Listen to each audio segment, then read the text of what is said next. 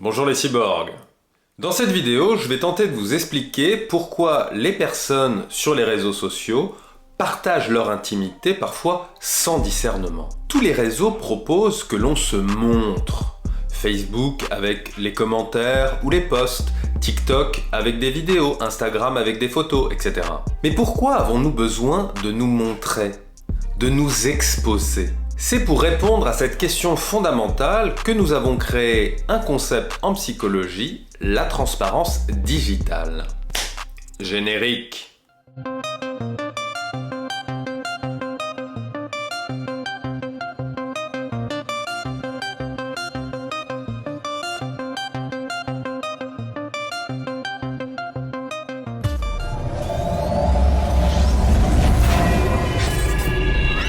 Tout d'abord, une définition de la transparence digitale. C'est lorsque notre psychisme est plus transparent à lui-même, c'est-à-dire que nous sommes libérés de certaines contraintes qui nous permettent de nous exposer davantage. Vous allez mieux comprendre en vous présentant les 3 dimensions de la transparence digitale. Première dimension.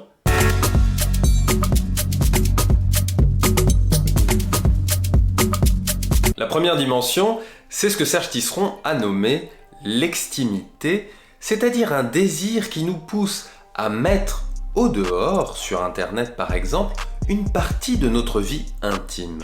Vous comprenez, l'extimité n'est pas le contraire de l'intimité, mais c'est lorsque l'intimité est mise au dehors, au regard de l'autre, et à son appréciation. Et il y a un truc qui est universel, c'est que nous sommes des animaux sociaux. C'est-à-dire qu'on cherche en permanence la validation des autres, on va analyser nos congénères, c'est normal, c'est humain. Et ce mécanisme-là, il est d'autant plus fort quand on est ado et qu'on est en train de se construire. C'est pour ça qu'on a cette tendance irrépressible et souvent involontaire de se comparer en permanence, même si on sait parfois que c'est pas bénéfique. Par exemple, moi, j'ai toujours été une crevette. Voilà, physiquement, j'ai jamais été Thibaut in shape. Et ce truc-là, c'est quelque chose qui m'a toujours fait chier. On m'a toujours fait des réflexions de merde en mode « Oh là là, mais il faudrait penser à manger hein !» Et inévitablement, voir des gens, par exemple sur Instagram, sur des réseaux, qui vont faire plus de sport, qui vont peut-être faire un peu plus de musculation, des choses comme ça. Voilà, je vais me comparer. Je vais me dire « Bah merde, je pourrais être meilleur. » Et ça, un petit peu, c'est pas trop grave, mais ça, plusieurs fois par jour, répété sans arrêt, ça peut causer des soucis. Bref, anecdote à part, j'en reviens au côté donc animaux sociaux. Le fait de vouloir être bien vu de nos congénères, c'est aussi pour ça qu'on va partager des photos, partager des stories, partager des tweets, nos opinions, etc. Donc nous désirons nous montrer. Mais alors pourquoi ? Nous nous montrons, nous nous exposons pour nous approprier notre intimité par les commentaires que nous recevons des autres internautes. Nous le faisons également pour mieux nous approprier notre image du corps. Ce n'est évidemment pas un hasard si les plateformes de réseaux sociaux les plus prisées par les adolescents concernent la mise à l'image de leur corps, puisqu'ils sont en pleine construction de cette image du corps. Et nous ne construisons cette image qu'en relation avec les autres. En somme, si les adolescents se montrent, c'est parce qu'ils construisent leur identité et que cette identité s'étaye sur l'image du corps telle qu'elle est perçue par les autres. Cette exposition a bien entendu des effets inattendus, voire pervers. En effet, ce désir peut nous conduire à une recherche de visibilité à tout prix en nous poussant à partager du contenu de nous-mêmes, des vidéos ou des photos par exemple, pour recevoir des likes. Deuxième dimension,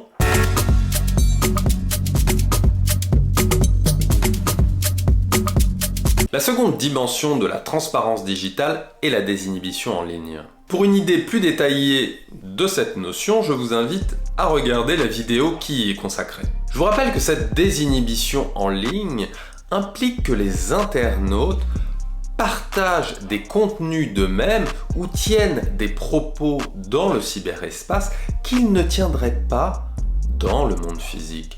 Par exemple, des propos violents ou des propos sexuels, à l'image des trolls.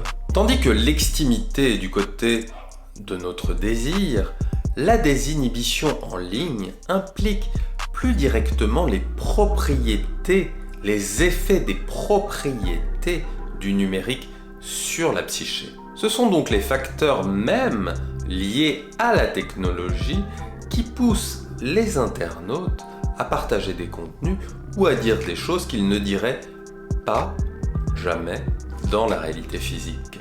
Alors, et pour rappel, quelles sont les propriétés d'Internet, par exemple, qui conduisent à nous désinhiber? Tout d'abord, sur Internet, nous pouvons nous rendre facilement plus anonymes. On ne connaît pas son interlocuteur et on peut même choisir de se vêtir d'une identité secrète très éloignée de notre identité réelle. Sur le live de Mathis-du-bas TV, on va troll ce streamer en le draguant en fille et on va voir si c'est un charreau. Bien sûr, on s'appelle toujours Léa-du-bas coquine. On le follow et on va lui dire « Salut mon chat ». Aussi, la personne peut être plus violente par exemple. Mais elle peut choisir également d'exposer un trait de personnalité ou un aspect de son image du corps qu'elle n'exposerait pas ailleurs. Ensuite, sur Internet, nous sommes parfois invisibles, c'est-à-dire que les autres ne peuvent pas nous voir. Puisque l'autre m'est invisible, je ne suis pas freiné dans ma parole ou dans les contenus que je partage par ses attitudes ou par ses actions. Je peux plus facilement dire ce que je pense, ce que je ressens, ce que je suis ou ce que je crois que je suis à l'abri du regard des autres et à l'abri de mon propre regard sur moi-même. Enfin, sur Internet, je peux répondre plus tard.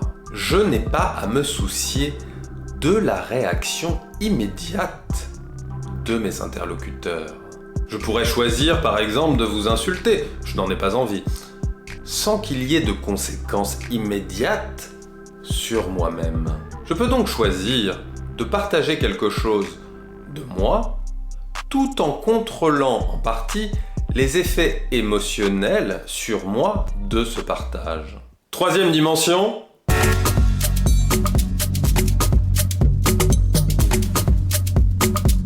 La troisième et la dernière dimension de la transparence digitale est ce que nous avons appelé le moi cyborg. Tout comme pour la désinhibition en ligne, vous trouverez une vidéo qui détaille le moi cyborg.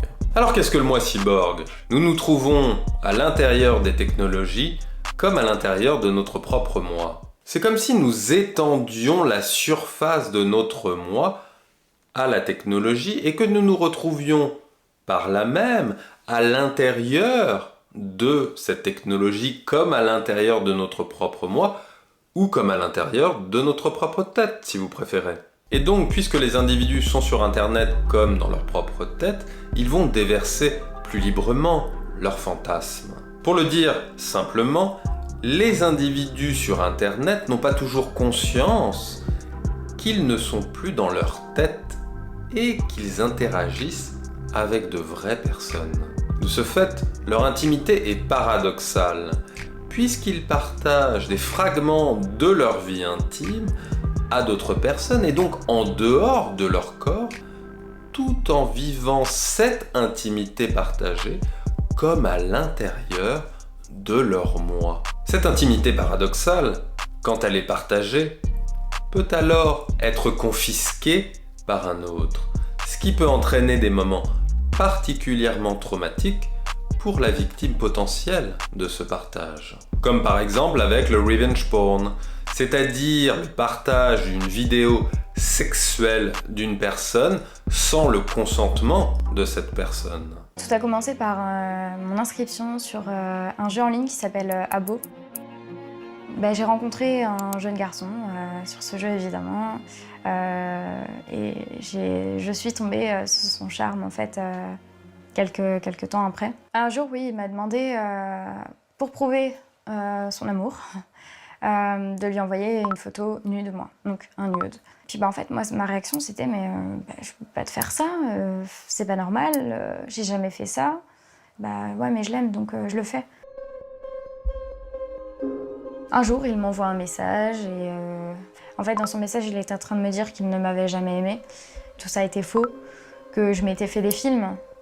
Alors après, je lui ai dit, non mais tu me fais une blague, c'est pas toi. Il me dit, si, c'est moi. Et puis d'ailleurs, si t'arrêtes de me faire... même si juste tu me dis une fois que tu vas arrêter tout ça, que t'en as marre, que tu veux plus faire de nudes. Si tu me dis ça, les 5 photos que j'ai de toi, et il en avait pas que 5, Je les diffuse partout sur Internet, donc avec des mots-clés bien précis. Il était en train de me citer tous les mots-clés, en fait. Et après, l'envoyer à toutes les personnes du collège, que j'étais dans tel collège et qu'ils savaient à qui s'adresser pour envoyer les photos. En exposant notre image, en mettant au dehors notre intimité, nous prenons toujours le risque que cette intimité soit confisquée par un autre, que cette image soit volée ou qu'elle soit détournée par exemple à des fins que nous n'avions jamais anticipées. Et avec cette image qui est arrachée, c'est toujours un bout de notre intimité qui part. C'est une perte dans l'intimité. C'est tout cela, la transparence digitale.